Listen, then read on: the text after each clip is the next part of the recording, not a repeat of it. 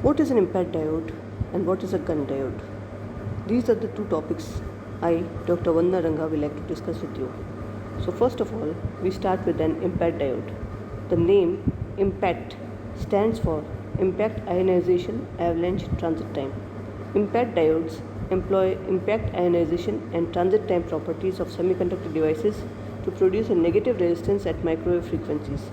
The impact diode is one of the most powerful solid-state sources of microwave power. At present, the impact diode can generate the highest CW, that is continuous wave power output, of all solid-state devices at millimeter wave frequencies above 30 GHz. It is extensively used in radar systems and alarm systems. There is one noteworthy difficulty in impact applications. The noise is high because of random fluctuations of avalanche multiplication processes. First of all, we will be discussing the static characteristics. The impact diode family includes many different PN junctions and metal semiconductor devices. The first impact oscillation was obtained from a simple silicon PN junction diode biased into reverse avalanche breakdown and mounted in a microwave cavity. The figure shows the doping profile and electric field distribution at avalanche breakdown of a one-sided abrupt PN junction. Because of the strong dependence of the ionization rate on the electric field, most of the avalanche multiplication processes occur in a narrow region near the highest field between 0 and XA, the shaded area. XA is the width of the avalanche region, the distance over which 95% of the contribution to the ionization integrate is obtained. So here we have the doping profiles and electric field distributions at avalanche breakdown of three single drift impact diodes. The first figure A shows the one-sided abrupt PN junction, figure B shows high-low structure, and C low-high-low structure. So these are the three types of configurations we'll be using. The figure 6B, that is this figure, it shows a high-low structure in which high doping N1 region is followed by a lower doping N2 region. With proper choice of doping N1 and its thickness B, the avalanche region can be confined within the N1 region. The figure C is a high-low-high structure in which a clump of donor atoms is located at x equal to B. Since a nearly uniform high field region exists from x is equal to 0 to x is equal to B, the avalanche region XA is equal to B and the maximum field can be much lower than that for a high-low structure. The breakdown voltage VB, including the built-in potential VBI, is given by the area underneath the electric field versus distance plot. For one-sided abrupt junction, VB is simply given by EMW by 2. For a high-low diode and the low-high-low diode, the breakdown voltage are given by VB high-low is equal to EM minus Q N1B divided by 2 epsilon SB minus 1 by 2 in brackets EM minus Q N1B divided by 2 epsilon S in brackets W minus B. VB low-high-low is equal to EMB plus EM minus Q capital Q divided by epsilon S in brackets W minus B, where Q is the number of impurities per centimeter square in the clump. The maximum field at breakdown for a high-low diode with the given N1 is the same as the value of one-sided abrupt break junction with the same N1. The maximum field of a low-high-low structure can be calculated from the ionization coefficient. These structures are single drift impact diodes because only one type of charge carriers, electrons, transverse the drift region. If on the other hand we form a P plus P N plus structure, we have a double drift impact diode in which both electrons and holes participate in device operation over two separate drift regions. Electrons move to the right side and holes move to the left side of the avalanche region. Similar approaches can be used to obtain breakdown voltages for various double drift diodes. We now discuss the dynamic characteristics. We use the low-high-low structure to discuss the injection delay and the transit time effect of the impact diode. When a reverse direct current DC voltage VB is applied to the diode so that the critical field for avalanche EC is just reached, avalanche multiplication will begin. An alternating current AC voltage is superimposed onto this DC voltage at t is equal to 0. This voltage is shown over here in this figure. holes generated in the avalanche region move to the P plus region and electrons enter the drift region as the applied AC voltage goes positive. More electrons are generated in the avalanche region as shown by the dotted line. The electron pulse keeps increasing as long as the electrical field is above EC. Therefore, the electron pulse reaches its peak value not at pi by 2 when the voltage is maximum, but at pi. The important consequence is that there is a pi by 2 phase delay inherent in the avalanche process itself. That is, the injected carrier density, the electron pulse, lags the AC voltage by 90 degrees. An additional delay is provided by the drift region. Once the applied voltage drops below Vb, pi, lying between omega t and 2 pi, the injected electrons will drift towards the n plus contact with the saturation velocity provided the field across the drift region is sufficiently high. The situation described above is illustrated by injected carriers in the figure. By comparing these figures, we will note that the peak value of the AC field or voltage occurs at pi by 2, but the peak of the injected carrier density occurs at pi. The injected carriers then traverse the drift region and the saturation velocity, therefore introducing a transit time delay.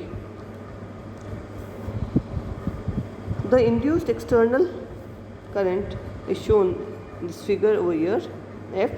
Comparing the AC voltages with the external current shown in the diode exhibits a negative resistance characteristic. The injected carrier's electron pulse will traverse the length W of the drift region during the negative half cycle if we choose the transit time to be half of the oscillation period, that is W minus x by A by Ws by Vs is equal to half 1 by F. F is equal to Vs divided by 2 in brackets W minus XA as we have obtained over here. Vs is the saturation velocity, which is 10 power 7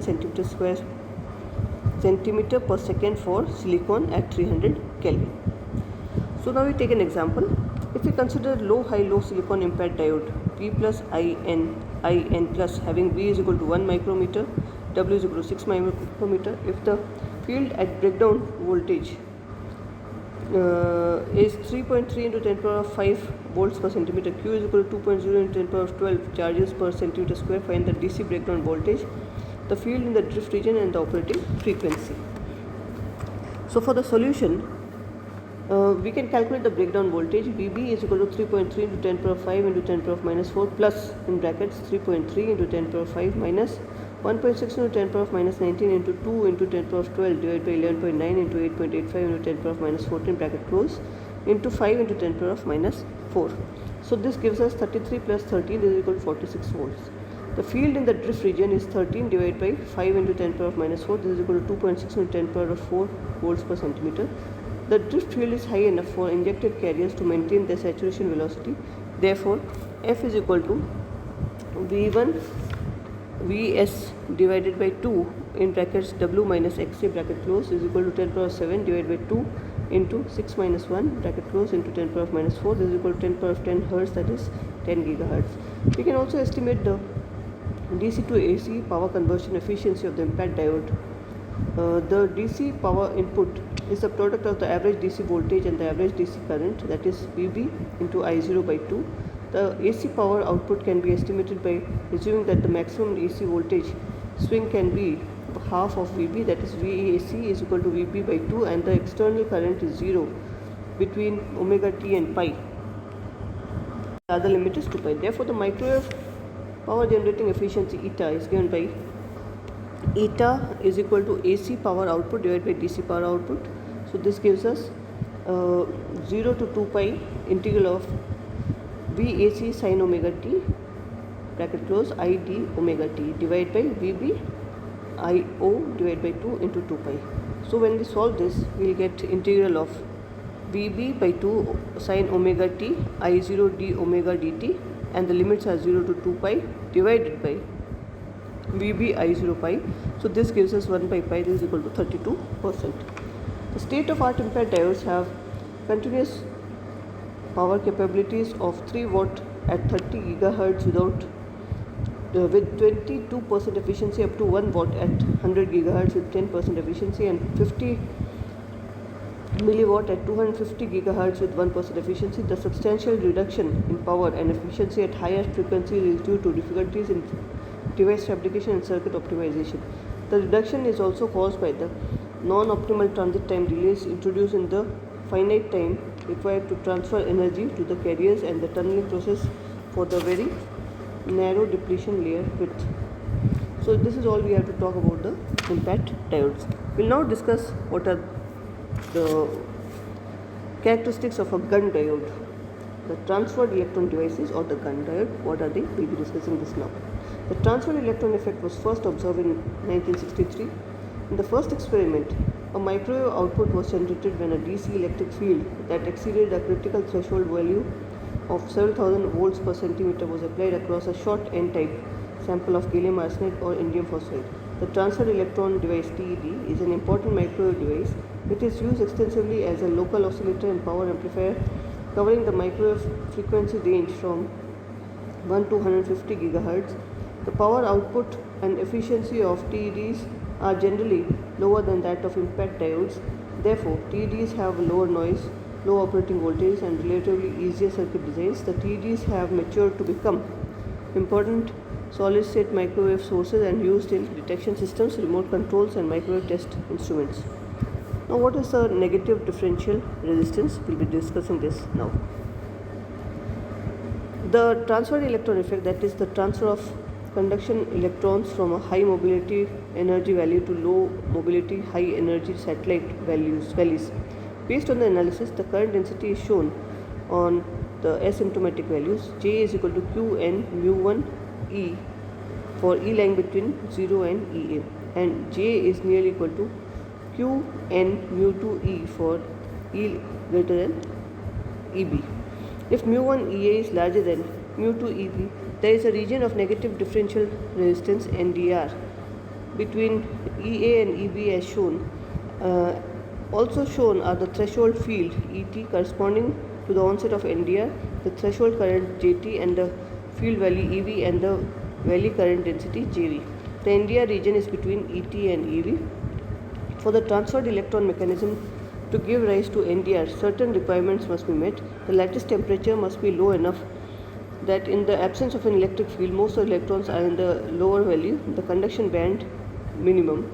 That is, energy separation between the two values delta E is greater than kT.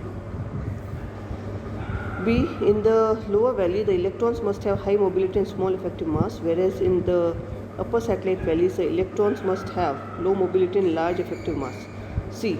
The energy separation between these two values must be smaller than the semiconductor gap, that is delta E is less than Eg, so that the avalanche breakdown does not begin before the transfer of electrons in the upper values. Of the semiconductors satisfying the requirements, N-type gallium arsenide and N-type indium phosphide are the most widely studied and used. The measured room temperature velocity field characteristics for these semiconductors are shown. The threshold field Et is 3.2 into keV per centimeter for gallium arsenide and 10.5 kilovolt per centimeter for indium phosphide. The peak velocity Vp is about 2.2 into 10 power of 7 centimeter per second for gallium arsenide and 2.5 into 10 power of 7 centimeter per second for indium phosphide. The maximum negative differential mobility dV by d is about minus 2400 centimeter square per volt second for gallium arsenide and minus 2000 centimeter square per volt second for indium phosphide. A semiconductor exhibiting NDR is inherently unstable because a random fluctuation of carrier density at any point in the semiconductor produces a momentary space charge that will grow exponentially with time. The one-dimensional continuity equation is given by del n by del t is equal to 1 by q del j by del x. If there is a small local fluctuation of the majority carriers from the uniform equilibrium concentration n0, the locally created space charge density is n minus n0. Poisson's equation and the current density equation are del E by del x is equal to minus q n minus n0 divided by Es epsilon s. So J becomes equal to q n0 mu bar E plus q d del n by del x, where mu bar is the average mobility, epsilon s is the dielectric permittivity, and T is the diffusion constant. If we differentiate this equation with respect to x and insert Poisson's equation, this yields 1 by q del j by del x is equal to minus n minus n0 divided by epsilon s by q n0 mu bar plus d del square n by del x square. So we can solve by separation of variables, that is, let nxt equal to n1x n2t for the temporal response.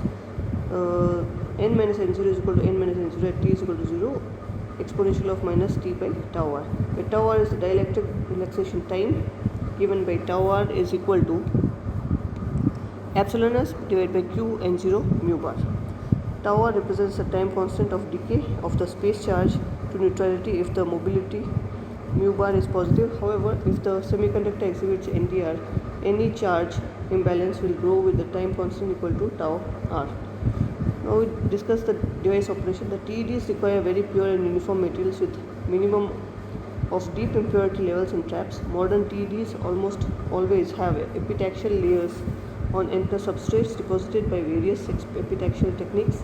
Typical donor concentrations range from 10 power 14 to 10 power 16 per centimeter cube, and typical device lengths range from a few microns to several hundred microns.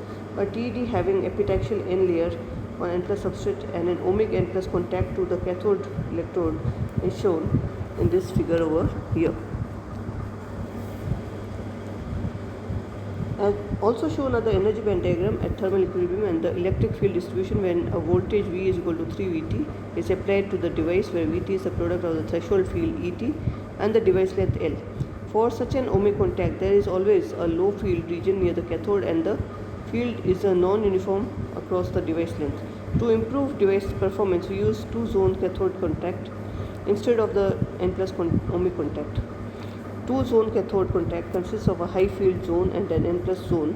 This configuration is similar to that of low-high-low impaired diode. Electrons are heated in the high field zone and subsequently injected into the active region, which has a uniform field. This structure has been used successfully over a wide temperature range and high efficiency and high power output. The operational characteristics of a TED depends on 5 factors: doping concentration, doping uniformity in the device, length of the active region, cathode contact characteristics, type of circuit, and operating bias voltage.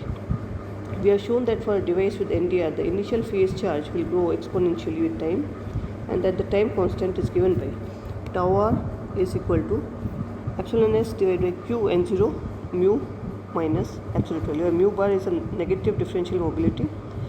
This equation remains valid throughout the entire transit time of the space charge layer, and maximum growth factor would be exponential of L by V tau r, where L is the length of the active region and V is the average drift velocity. The space charge layer, for large space charge growth, the growth factor must be greater than unity, making L by V tau r greater than 1, or N0L should be greater than epsilon SV divided by Q mu 0. This is nearly equal to 10 power of 12 centimeter square to the power of minus 1. For gallium arsenide and indium phosphide, an important mode of operation for TED is the transit time domain mode. When there are positive and negative charges separated by a small distance, we have a dipole formation, also called a domain, as shown in these figures. From Poisson's equation, we find that electric field inside the dipole would be greater than field on either side of it. The corresponding voltage variation across the device can be obtained by integrating the Poisson's equations once more. Because of the NDR, the current in the low field region would be greater than that for high field region. The two field values tend towards the equilibrium level outside the NDR region, where the high and low currents are the same. The dipole has now reached a stable configuration. The dipole layer moves through the active region and disappears at the anode, at which time the field begins to rise uniformly across the device through the threshold. E is greater than Et, thus forming a new dipole, and the process repeats itself. The time required for domain to travel from cathode to an anode is L by V, and where L is the active device length and V is the average velocity. The corresponding frequency for the transit time domain is F is equal to V by L. This figure shows a simulated time dependent behavior of a domain in a gallium arsenide TED, 100 micrometer long, with a doping of 5 into 10 power 14 per centimeter cube. N0L is equal to 5 into 10 power 12 per centimeter square. The time between the successive vertical displays of EXT is 16 tau r, where tau r is the low field dielectric relaxation time. Tau r is equal to 1.5 picosecond for this device. Each time a domain is absorbed by the anode, the current in the external circuit increases and a new domain is nucleated at the cathode contact, where the largest doping fluctuation and space charge perturbation usually exist. State-of-art TED diodes have continuous power capabilities up to 0.5 volts at 30 GHz with 15% efficiency, up to 0.2 watts at 100 GHz with 7% efficiency, and 70% milliwatt at 150 GHz with 1% efficiency. The power output of TED is lower than that of IMPAD, though the TED has a much lower noise, 20 dB at less 135 GHz. And finally, we'll take up an example. A gallium arsenide TED is 10 micrometer long and is operated in the transit time domain mode, and we have to find the minimum electron density N0 required and the time between current pulses. Solution. For transit time domain mode, we require N0 LS is greater than 10 power of 12 per centimeter square.